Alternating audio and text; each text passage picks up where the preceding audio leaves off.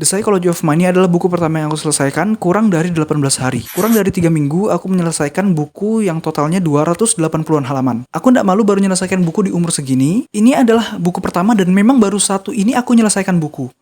OTW 2. Aku sekarang lagi rutin membaca Zero to One karya dari Peter Thiel dan muridnya Blake Master. Dan di video kali ini aku akan membahas tentang inti kesimpulan dan fundamental dari dalam buku Psychology of Money ini. Perkenalkan, namaku Emir Aulia, aku bekerja profesional sebagai quality control di suatu perusahaan dan aku sekarang menyambi kuliah mengambil jurusan ekonomi prodi S1 manajemen. Oke, langsung aja ke videonya. Psychology of Money adalah karya dari Morgan Housel. Morgan Housel ini pernah bekerja di suatu hotel sebagai valet. Bagi yang belum tahu, valet adalah orang yang memarkirkan mobil para pengunjung hotel. Misalnya ada orang konglomerat ke hotel, dia parkir di depan pintu masuk, lalu memberikan kunci mobilnya ke valet. Nah, valet lah yang memarkirkan mobilnya tamu-tamu itu. Nah, Morgan Housel menceritakan pengalamannya selama menjadi valet, selama dia kuliah, dia menyambi bekerja sebagai valet. Dia mengatakan bahwa ketika orang kaya memiliki supercar, ketika orang kaya memiliki rumah mewah, ketika orang kaya memiliki harta yang sangat banyak, orang lain yang melihat itu tidak ada yang bangga. Orang lain yang melihat itu hanya membayangkan gimana kalau aku di posisi dia keren banget gitu. Dia tidak memandang orang yang punya, seperti tabungan, investasi, dan lain-lain. Salah satu cerita yang ada di The Psychology of Money yang sering diulang-ulang oleh para YouTuber, vlogger, blogger, dan lain sebagainya adalah cerita dari Ronald Read. Ronald Read selama hidupnya hanya bekerja sebagai tukang bersih-bersih, tukang memperbaiki mobil di pom bensin. Ketika ada mobil yang kempes, dia yang mompa. Ketika ada mobil yang kurang kencang, nut di bannya, di tayarnya, dia juga yang ngencangkan. Selama bertahun-tahun dia mengerjakan itu, dan ketika meninggal, boom, semua kabar berita, semua koran membicarakan dia karena dia meninggal dengan keadaan meninggalkan uang sebesar 8 juta dolar yang dia wariskan ke keluarga-keluarganya, dia berikan kepada panti asuhan dan lain-lain. Nah, kisah ini mengajarkan bahwa kesederhanaan itu penting, kesederhanaan itu bukanlah sesuatu yang hina, tapi kesederhanaan itulah yang akan membawa kita ke kesejahteraan di masa mendatang. Berbeda dari lawan ceritanya Ronald Read, yaitu Richard Vascon yang dia adalah lulusan Harvard, bergelar MBA, pernah menjadi direksi, pernah menjadi CEO, tapi bangkrut.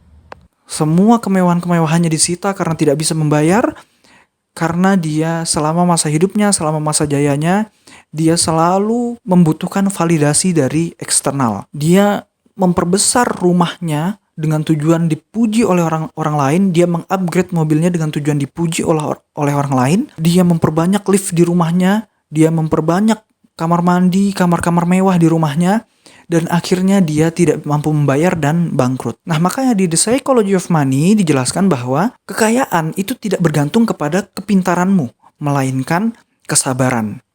Nah, Ronald Read, orang yang sabar selama bertahun-tahun menabung, berinvestasi, dengan ujung usianya dia memiliki 8 juta dolar untuk disumbangkan.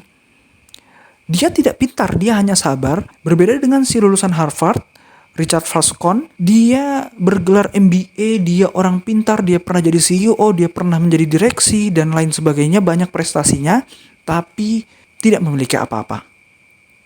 Padahal dia pintar. Nah, Morgan Housel menyimpulkan cerita-cerita itu semua dalam satu buku dengan total halaman 280-an halaman, dengan sangat gamblang untuk dipraktekkan. Morgan Housel selama bekerja sebagai valet di suatu hotel, dia pernah menjumpai orang kaya, direksi suatu perusahaan yang sangat semena-mena di hotel di tempat bekerjanya Morgan Housel. Orang kaya ini memecahkan lampu hotel seharga 500 dolar lalu ditagih oleh pelayan hotel itu. Pelayan hotel itu berkata, "Hei, harga lampu itu 500 dolar, kenapa kamu pecahkan?" Orang kaya itu langsung mengeluarkan segepok uang dengan total 5.000 dolar, dilemparkan ke muka pelayan tersebut. Lalu dia berkata, "Jangan hina aku, ambil 5.000 dolar ini, pergi sana." Karena dia merasa seolah-olah dia diremehkan, dengan memecahkan lampu itu dia tidak mampu menggantinya. Setelah kejadian itu, beberapa bulan kemudian Morgan Housel melihat direktur perusahaan itu telah bangkrut. karena ketamakannya, kesombongannya, dan membutuhkan validasi dari eksternal. Dan masih banyak lagi kisah-kisah di dalam Psychology of Money yang mungkin silahkan kalian baca sendiri. Aku aja bisa menyelesaikan dalam kurun waktu 3 minggu, apalagi kalian yang menurutku kalian ini lebih pintar daripada aku. Jadi kesimpulannya aku menyampaikan ini adalah kita sebagai manusia itu sebenarnya tidak perlu validasi dari eksternal. Sebenarnya validasi dari eksternal itu berlaku kalau kita menjadi orang yang baik, rendah hati, rendah diri. Kalau kita menjadi orang kaya lalu sombong, nggak akan juga dapat validasi eksternal. Makanya Morgan Housel ini sangat menganjurkan hidup yang sederhana, tidak juga frugal living, tapi sederhana aja. Kalau pengen sesuatu tinggal beli, kalau ada kerjaan dia bisa bebas menolak atau menerima. Itu yang diinginkan Morgan Housel selama hidupnya.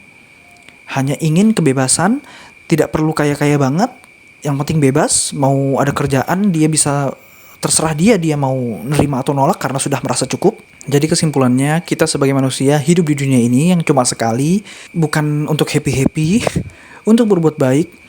Validasi eksternal itu tidak datang karena kekayaanmu tapi karena kerendahan hatimu. Kekayaanmu bukan karena sesuatu yang terlihat tapi karena sesuatu yang tidak terlihat. Morgan Housel sendiri di akhir bukunya membuat bab pengakuan dia sebenarnya hidup sederhana aja, nggak kaya-kaya banget. Yang penting dia bisa hidup, bisa makan, punya rumah yang nyaman, punya mobil yang nyaman, tidak perlu mewah-mewah. Dia investasi di instrumen investasi yang low risk, dan dia juga tidak mempraktekkan frugal living. Dia biasa-biasa aja, sederhana-sederhana aja. Yang penting dia, intinya Morgan Housel adalah dia hidup bisa santai, bisa bebas. Ada kerjaan masuk, dia bisa bebas mau menerima atau mau nolak karena dia sudah cukup aja. Meskipun dia tolak, dia sudah cukup, dia terima, syukur, bertambah kekayaannya begitu. Oke, mungkin cukup itu video kali ini. Terima kasih yang sudah menonton. Sampai jumpa, sampai bertemu di video selanjutnya. Terima kasih.